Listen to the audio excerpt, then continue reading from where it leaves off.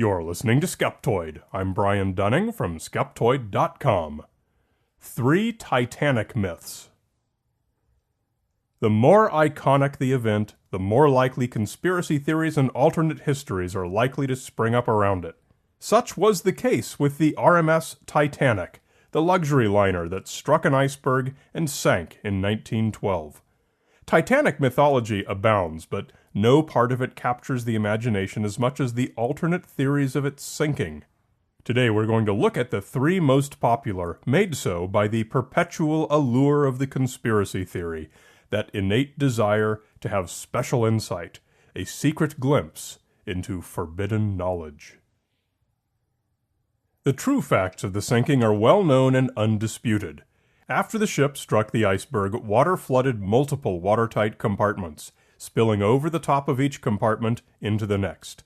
It was a fatal injury from which there was no hope of recovery, leaving no room for controversy or unanswered questions, at least not about the actual sinking. Yet in the promotional materials for their 2017 documentary, Titanic: The New Evidence, the Smithsonian Channel said, "The sinking of the RMS Titanic has been the subject of countless investigations, and the true cause of the tragedy is hotly debated." Well, yes and no. No actual historians or naval architects, quote, debate anything about it. But yes, non-expert internet denizens flood the web with bizarre claims that satisfy their conspiratorial mindsets. The most recent fringe claim comes from one of our favorite TV sources, TV networks that bill themselves as educational. Number 1. A fire sank the Titanic. In early 2017, the Smithsonian Channel's documentary was based on the work of career Titanic author Shannon Maloney. Maloney posits that a fire on board so weakened the structure that it failed and sank when otherwise it might have been saved. Coal fires were common on all coal-powered ships of the day. Great piles of coal tend to ignite spontaneously. It tends to outgas aerosols that cause heating, and given enough oxygen, there you go. Consequently, coal trimmers of the day, the workers who handle the coal, were well accustomed to handling such fires. First, they would dig down to find the burning coal, and remove it to the furnaces, using as little water as possible from fire hoses, because wet coal would oxidize more and create a further fire hazard. It's known that Titanic had such a coal fire on board. It was first noticed on April 10th, the day she departed Southampton, but had probably been smoldering for several days. It took 3 days to put out, finally being doused on April 13th, the day before the sinking. As some of the firemen and trimmers survived, we do have good information about the fire, as it was certainly part of the inquiry into the sinking. In Maloney's version, the fire caused the sinking in 3 ways. First, it made them go at excessive speed because of shoveling all that extra coal into the furnaces to get at the fire. Second, because they had to get to New York quickly to beat the inevitable explosion. Inevitable only in Maloney's narrative, not in reality. And third, the fire so weakened the structure as to be the primary cause of the structural failings following the iceberg strike. Now, unfortunately, all 3 points are most decidedly false. Following the broadcast of the TV documentary, a team of 7 maritime historians wrote a massive 48-page academic paper titled Titanic, Fire and Ice, that aptly disassembled Maloney's claims.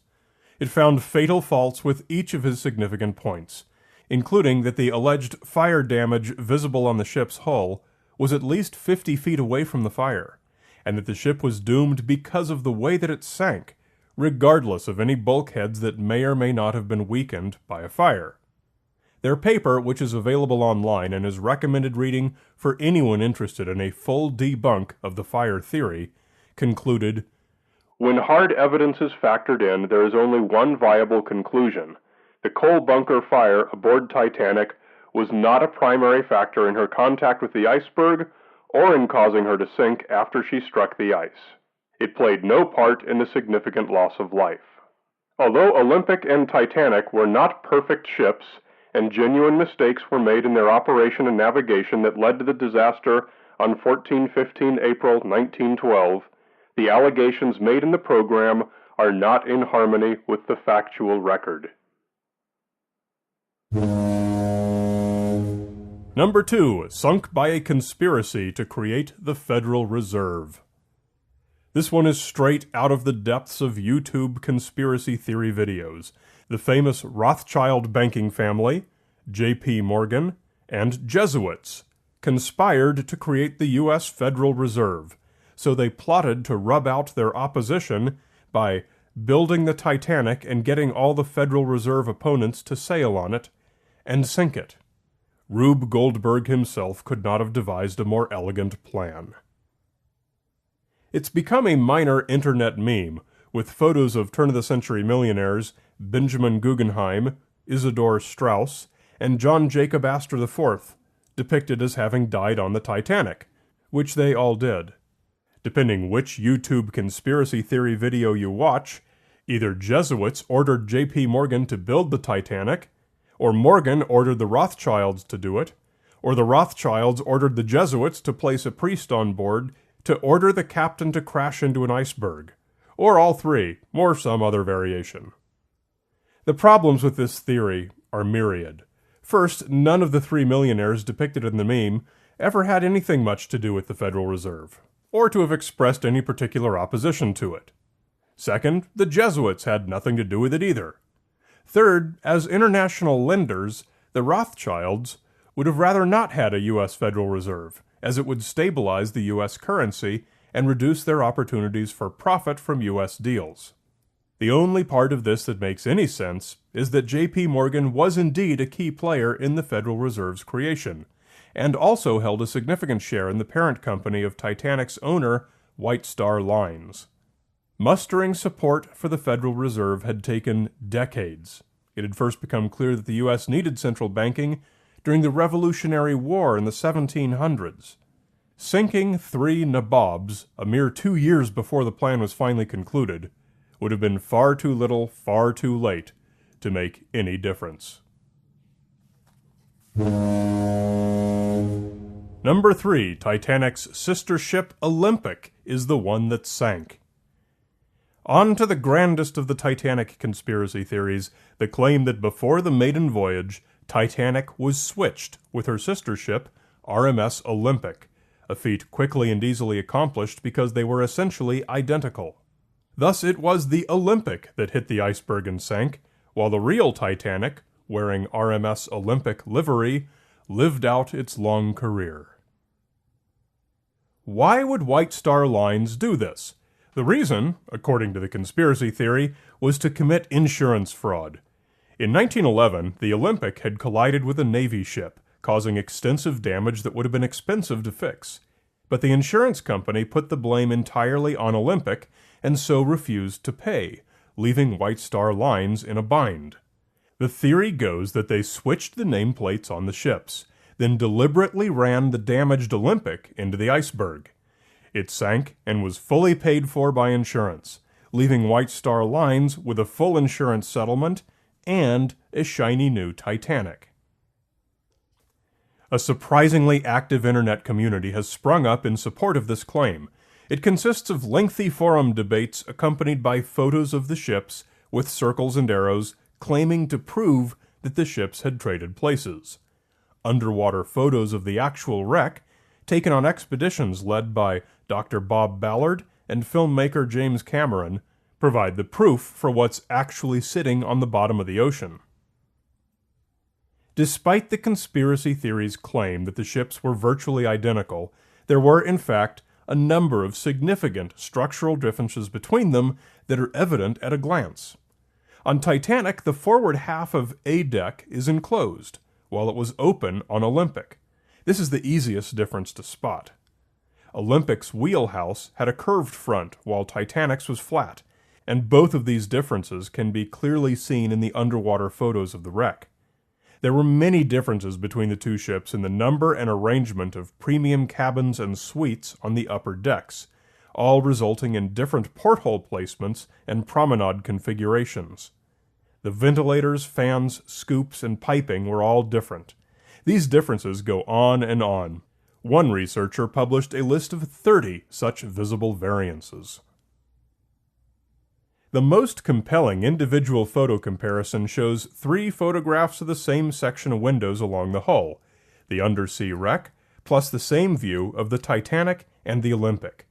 The wreck's windows exactly match the Olympic and are very different from the Titanic.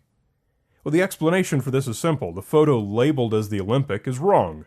It shows the Titanic as it was launched before its A deck was enclosed, which is evident from launch photos of the Titanic. One purported video taken from a submarine shows the Titanic nameplate riveted to the hull. Part of it has fallen off, revealing the faint letters MP underneath. However, actual videos of the wreck look radically different, totally different colors and textures. It was a CGI hoax. White Star lines etched the ship's names into the hulls. They were not riveted on plates. Excellent photos and video exist of the actual name Titanic still etched on the original steel, and still quite legible. Olympic was hull number 400 and Titanic was hull number 401, and these numbers were found throughout both ships. Titanic's 401 is clearly visible on a propeller on the wreck.